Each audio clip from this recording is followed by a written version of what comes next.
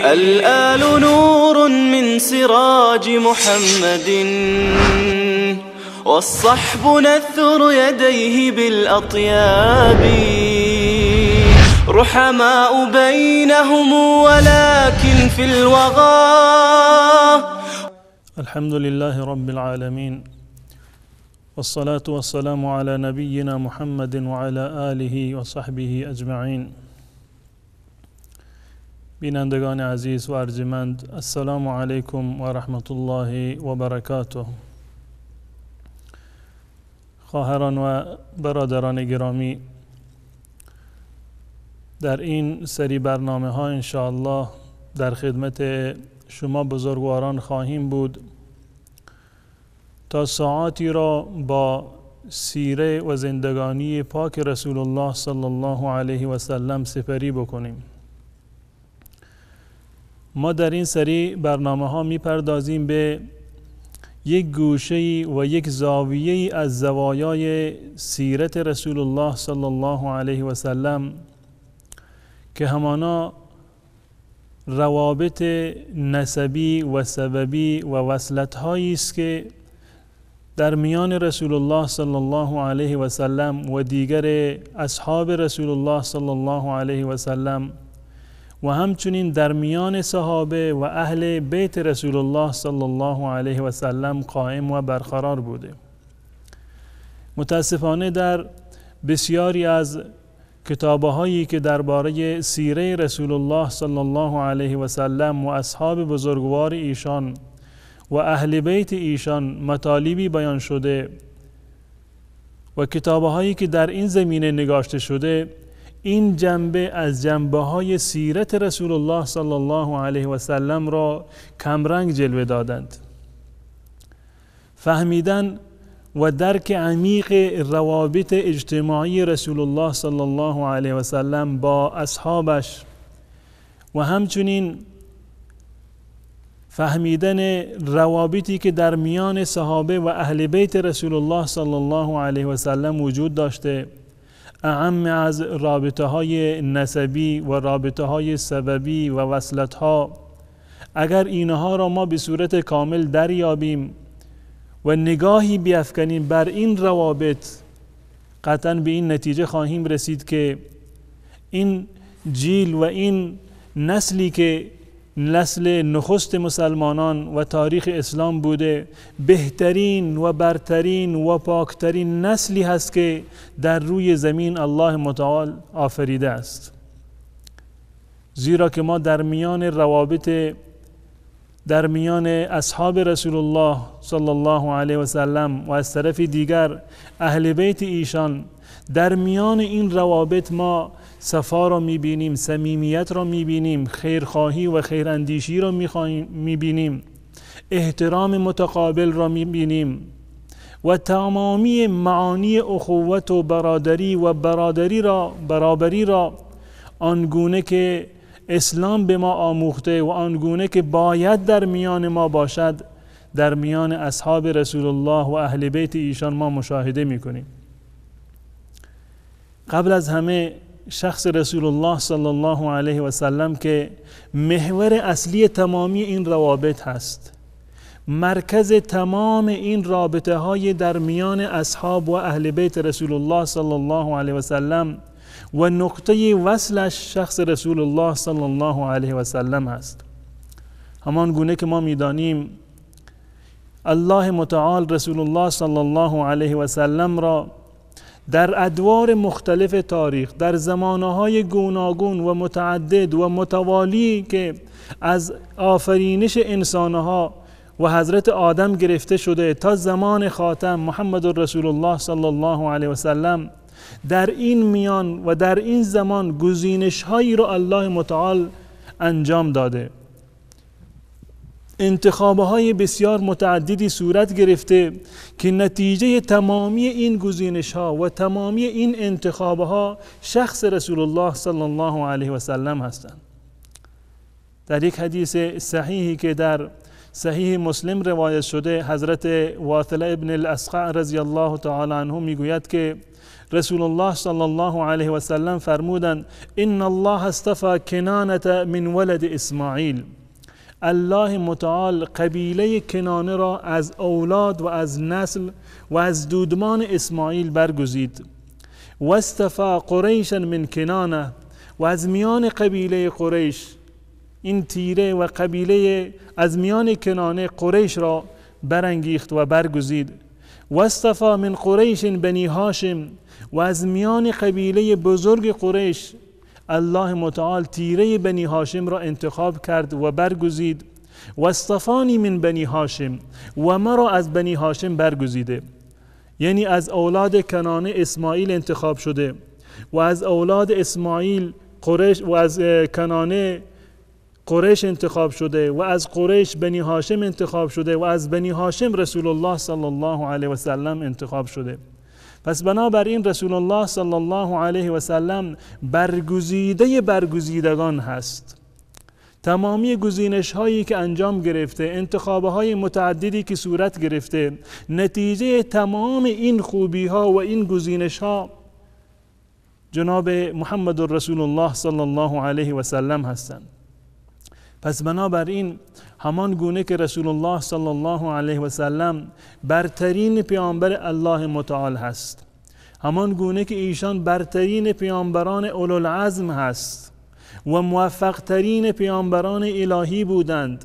و رسالت ایشان یک رسالت جهانی بوده که تمام زمانها و مکانهای بعد از ایشان را در بر می گرفته، به همین گونه نسب رسول الله صلی الله علیه و سلم یک نسب گزینشی هست. انتخاب شده رسول الله صلی الله علیه و سلم در قرون متمادی و در زمانهای متوالی و نتیجه انتخاب از تمام نسلها حضرت محمد رسول الله صلی الله علیه و سلم هستند. در حدیث دیگری که حضرت ابو هریره رضی الله تعالی عنه روایت می کند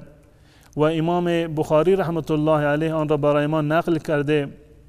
رسول الله صلی الله علیه و سلم فرمودند بعثت من خیر قرون بنی آدم قرنا فقرنا،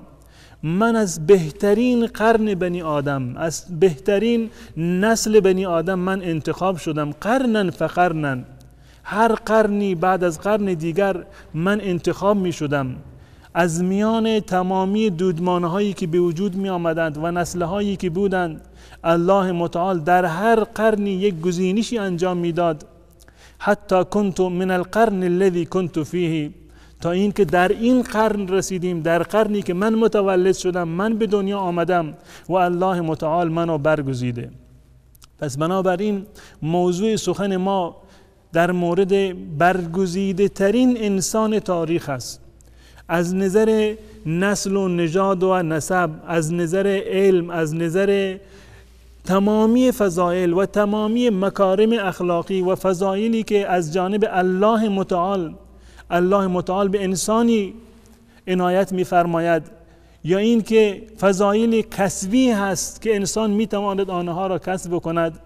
موضوع سخن ما محمد رسول الله صلی الله علیه و سلم جامع تمامی کمالات نسبی و جامع تمامی کمالات عرفانی و اخلاقی هستند. و قطعا ما می‌دانیم که اگر الله متعال از قبیله از اولاد اسماعیل کنانه را برگزیده باشد و از کنانه قریش را برگزیده باشد، معنیش این هست که تمام اصحاب بزرگوار رسول الله صلی الله علیه و سلم که از قبیله قریش بودند، یعنی این که در یک مرحله الله متعال اونها را انتخاب کرده، همون گونه که از میان قریش بنی هاشم را برگزیده، از کنانه تمامی قریش را نیز برگزیده و نهایتاً از میان بنی هاشم رسول الله صلی الله علیه و سلم انتخاب شده. یک انسان برگزیده، یک انسان پاک و وارسته، انسانهایی را که برای همراهی خودش و برای مصاحبت خودش و برای داد و ستد انتخاب می کند و برای وصلتهای خودش انتخاب می کند، قطعا آنها هم انسانهای وارسته‌ای هستند، انسانهای برگزیده و انتخاب شده‌ای هستند که از میان تمام انسانهای اون زمان انسانهای برتر و با فضیلت‌های بیشتری بودند. بدین خاطر رسول الله صلی الله علیه و سلم آنها را گرداگرد و پیرامون خودشون جمع کرد و آنها را تربیت نمود و تزکیه نمود. و ان شاء الله بعد از مشاهده یک میان برنامه کوتاه در خدمت شما خواهم بود و بقیه مطالب را خدمت شما عرض می کنم. تا آن زمان با ما بمانید.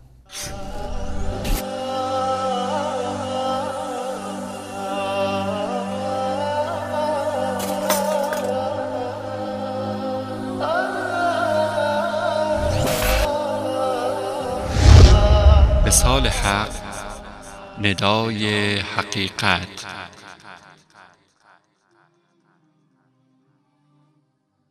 الحق من ربك فلا تكونن من الممترین. این فرمان حق از سوی پروردگار توست، بنابراین از تردید کنندگان مباش. آری بینندگان عزیز و ارجمند، عرض می کردم که رسول الله صلی الله علیه و سلم برگزیده برگزیدگان هست و افرادی را که رسول الله صلی الله علیه و سلم تربیت فرمودند و آنها را از جاهلیت به اسلام آوردند و آنها را تزکیه فرمودند، آنها هم انسانهایی بودند که الله متعال آنها را برگزیده بود و انتخاب کرده بود برای مصاحبت و همراهی و همرکابی رسول الله صلی الله علیه و سلم. ما در روایاتی داریم که رسول الله صلی الله علیه و سلم تشویق فرمودند و ترغیب نمودند اصحاب خیش را، پیروان و مسلمانان را و پیروانشان را که ای مسلمانان، شما نسب خود را بشناسید، یاد بگیرید، فرا بگیرید. اون نسب نامه و شجره‌ای که وجود دارد در میان شما، در میان قوم شما، اینها را شما باید فرا بگیرید. و در حدیثی که حضرت ابو هریره رضی الله تعالی عنه روایت کرده، ایشان می‌فرمایند تعلموا من انصابکم ما تصلون به ارحامکم، از نسب خودتون حداقل به اون اندازه یاد بگیرید و فرا بگیرید که بتوانید صله رحم بکنید. فإن صلة الرحم محبة في الأهل مثرات في المال منسأة في الأثر، زیرا که صله رحم باعث محبت در میان خانواده و در میان اهل خواهد بود و همچنین سبب فراوانی مال و ثروت و در آخر سبب طول عمر خواهد شد. این حدیث رو امام ترمذی رحمت الله علیه نقل کرده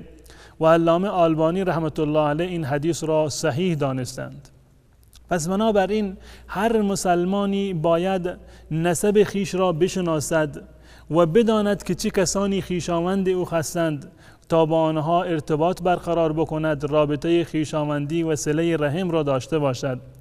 و در رأس تمامی مسلمانان و قبل از این که بقیه مسلمانان این دستور رسول الله صلی الله علیه وسلم را بشنوند و به آن جامه عمل بپوشانند، شخص رسول الله صلی الله علیه وسلم بر این دستور خودشان عامل بودند و این گونه بودند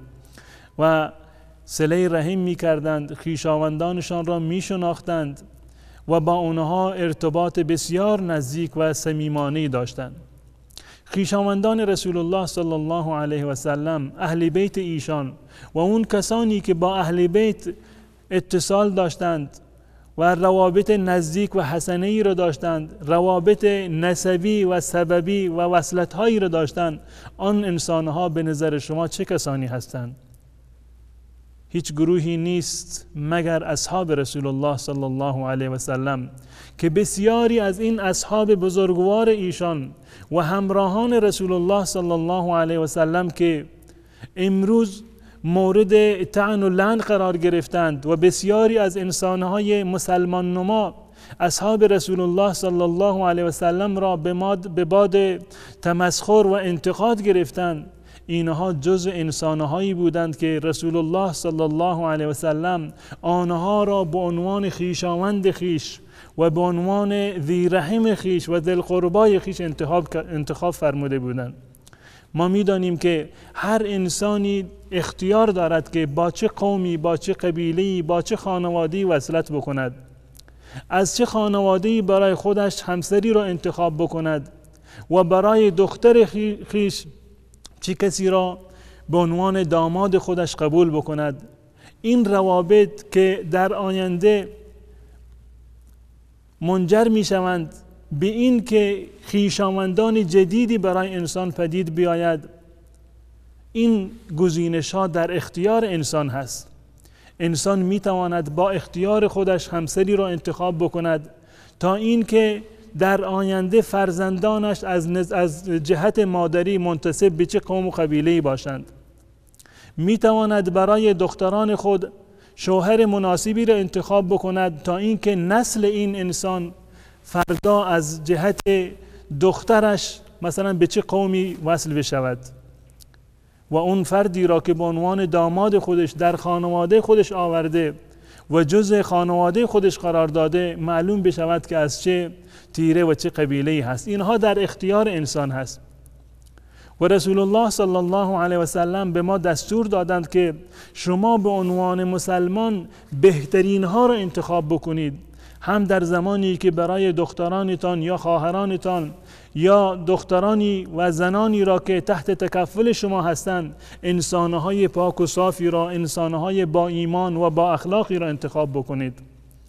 و همچنین به ما دستور داده که هنگام انتخاب همسر مواظب باشید از یک قوم و قبیله‌ای که اصالت داشته باشند، اخلاق داشته باشند، ایمان داشته باشند، بروید دختری را انتخاب بکنید. پس بنابراین اون کسانی که اومدند با رسول الله صلی الله علیه و سلم و با خانواده بزرگ اهل بیت رسول الله صلی الله علیه و سلم وصلت کردند، به این معنی هست که رسول الله صلی الله علیه و سلم این افراد را انتخاب کرده، دامادهای رسول الله یا دامادهای بقیه اهل بیت رسول الله صلی الله علیه و سلم. اینها توسط خود اهل بیت انتخاب شده اند. یا اون کسانی را که اهل بیت رفتند دم در خانه آنها و از اونها از دخترشون خواستگاری کردند، به این معنی هست که اهل بیت رسول الله این انسانها را و این خانواده ها را برگزیدند برای مصاهرت و برای وصلتی که میخواستند انجام بدهند. و در میان اصحاب رسول الله صلی الله علیه و سلم بسیاری از اصحاب ایشان بودند که انگشت نما بودند، به عنوان نسابه معروف بودند، نسب شناسان معروف قریش بودند، مانند حضرت ابوبکر صدیق رضی الله تعالی عنه، حسان ابن ثابت و حضرت عقیل ابن ابی طالب رضی الله تعالی عنهم اجمعین. ما می‌دانیم که در میان عرب این نسل و نژاد بسیار اهمیت داشت و حتی به این افتخار می‌کردند که ما از فلان قبیله هستیم و از فلان تیره هستیم، آبا و اجداد ما فلانی و فلانی بودند. این مآثر و افتخارات خودشان را در طول تاریخ برمی شمردند و ذکر می‌کردند در اشعارشون، در مجالسی که به عنوان فخر فروشی اون مجالس را منعقد می‌کردند، در اون مجالس ذکر و یادی می‌کردند از بزرگان خودشون و از در واقع آبا و اجدادشون. پس بنابراین وقتی که ما این مطلب را بدانیم که عرب در زمان خودش افتخار میکرد به نسب خودش، پس بنابراین هیچ عربی که افتخار به نسب میکرد، افتخار به نژاد خودش میکرد، نمی آمده تا از یک خانواده‌ای که بی اصل و نسب باشد، بی ایمان باشد و مخالف دین اسلام باشد، خصوصا بعد از اسلام نمی آمدند و نمی خواستند از چنین انسانهایی و از چنین خانواده‌هایی برای خودشون همسرانی را انتخاب بکنند. ما در این برنامه انشاءالله این مطالب را به صورت مفصل انشاءالله بیان خواهیم کرد، زیرا که شناختن نسب رسول الله صلی الله علیه و سلم و صحابه و اهل بیت رسول الله صلی الله علیه و سلم این به ما این احساس را میدهد و این توانایی را میدهد که تا تمامی اتفاقاتی را و رخدادهایی را که در تاریخ صدر اسلام بوده اونها را بهتر بفهمیم، بهتر تحلیل بکنیم و از طرف دیگر به این نتیجه می رسیم که چه کسانی اهل بیت رسول الله صلی الله علیه و سلم و خانواده ایشان بودند تا این که حقوق آنها را آنچه را که رسول الله صلی الله علیه و سلم تعیین کرده این حقوق را در مقابل آنها ادا بکنیم و بپردازیم، زیرا که رسول الله صلی الله علیه و سلم در غدیر خم فرمودند که اذکرکم الله فی اهل بیتی، در رفتار با اهل بیت من الله متعال را در نظر داشته باشید، همیشه پروردگار را به خاطر داشته باشید در برخوردهایی که و رفتارهایی که با اهل بیت من میکنید. و به همین صورت حضرت ابوبکر صدیق رضی الله تعالی عنه فرمودند که ارقبوا محمدا فی اهل بیته، مواظب محمد باشید، مراعات بکنید سیدنا محمد رسول الله صلی الله علیه و سلم را با خوش رفتاری با اهل بیت ایشان. اینها جزء آموزه های دینی ما هست و جزء تعالیم اسلامی ما هست و با این برنامه انشاءالله ما زوایای این بحث را و این مصاهرت ها را و این نسبی را که در میان صحابه و اهل بیت رسول الله صلی الله علیه و سلم وجود داشته بررسی خواهیم کرد تا اینکه به تحلیل درستی از وقایع تاریخ صدر اسلام ان شاء الله برسیم. تا برنامه دیگر تمامی شما را به خداوند متعال می سپارم و السلام علیکم و رحمت الله و برکاته. الآل نور من سراج محمد والصحب نثر يديه بالأطياب رحماء بينهم ولكن في الوغى